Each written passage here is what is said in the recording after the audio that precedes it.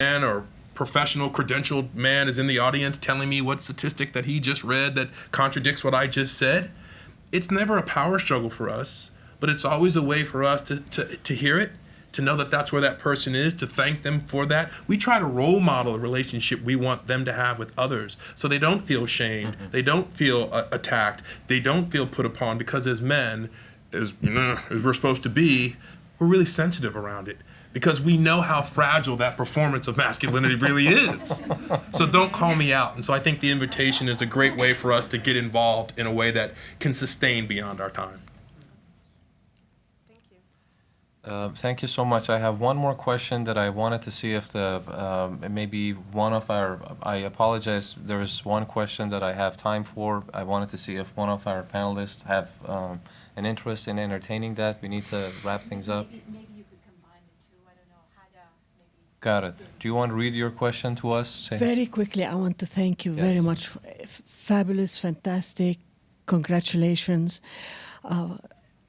Superb program.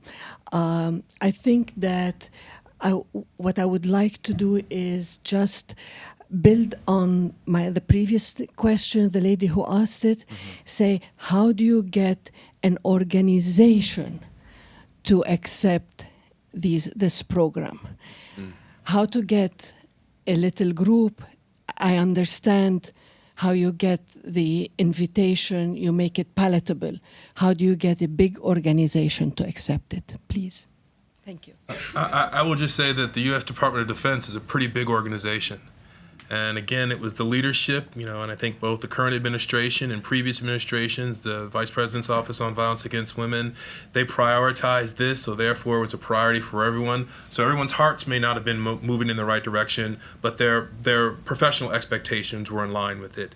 And so, to see the Colonel coordinate 2,000 Marines in a 2-week period to be trained around these issues and know that as bystanders, they are responsible. In the Marine Corps, you can go to prison for coming to work late. So there's a boundary there that they put there. And so if we look at what the Department of Defense did as an example of a big entity prioritizing this, it was the leadership that said, we're going to prioritize this. So I think it is about how do we get in front of those leaders? How can we learn from what the World Bank has done? It's leadership that is saying this must happen. And everyone else gets in line, or they have to find a new place for employment. Well, I think it's the thing that we said previously, in my opinion. I think Let them see your face. And the benefits to their role and to their work in what it is. I'm going to, Macy's ED talks about, we make more money by having policies around domestic violence and sexual assault on our HR protocols. We make more money. So, Tom, lost productivity. If they won't respond to compassion and empathy, which you hope they would, then go to GDP numbers and talk about lost productivity. And some people only respond to dollars and cents, but those are real too. That's right. Bring those up. Wherever you can meet them. Yeah. Whatever works. So wonderful. I just wanted to let everybody know that even though Tali and Mark, I know, have things lined up that they need to attend to after this event, myself, Neil, Stuart, and Elizabeth, we are going to stick around. If folks still have questions, we would love to absolutely entertain your questions. I can stay a little bit longer. I don't have a question. I just Yes. have a comment Please. to answer to what was said just before.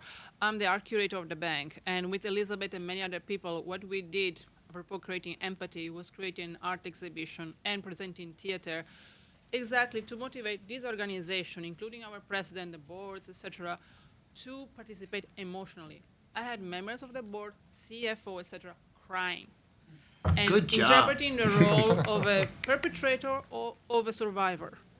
That hopefully will change their decision later on. And this exhibition is now traveling around the world and trying to do the same thing. That's great. Great story. Thank you so much. I'm going to hand it over to we need to go. Elizabeth. So Yes. I'm Elizabeth Legrand, Domestic Abuse Prevention Coordinator for the 3 organizations. And thank you for all coming here today. We have a nice lunch outside.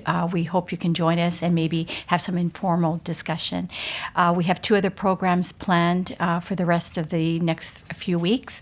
At the IDB on October 7th next week, World Bank IMF IDB, you're all invited. And on November 4th at the IMF. And there'll be information on our website, World Bank website, to the domestic abuse. Thank you. Thank you. All right. Thank you all so much. This was a wonderful. It's very good.